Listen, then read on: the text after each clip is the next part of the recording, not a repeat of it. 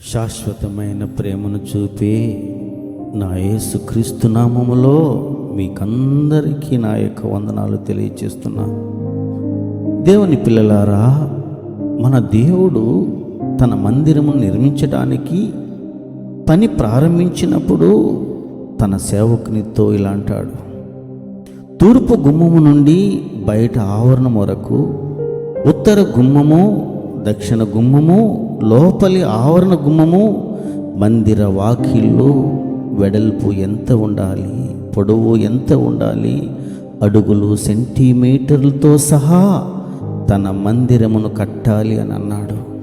అంతేకాదు, ఉపకరణములు ఎక్కడ పెట్టాలి, కిటికీలు ఎక్కడ పెట్టాలి, మెట్లు ఎక్కడ పెట్టాలి, అర్పణములు బలులు అర్పించే గదులు ఎక్కడ, ఏ దిక్కున ఉండాలి, ఇలా తాను అనేక సంగతులతో తన మందిరమును కట్టాలని తెలియజేశాడు.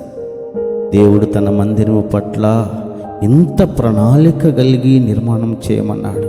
కారణం తెలుసుకున్నాం. మనము దేవుని ఆలయమై ఉన్నాము కదా.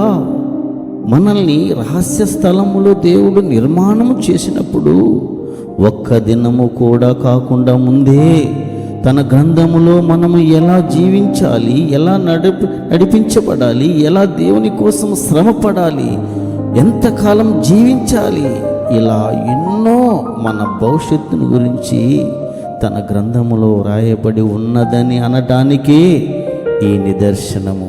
సహోదరుడా, నా జీవితం ఇంతే అని ఎందుకు నిరుత్సాహపడుతున్నావు? ఈరోజు దేవుడు నీతోనే మాట్లాడి నీకు ధైర్యము, భరోసా ఇస్తున్నాడు. ఆమేన్, ఆమేన్.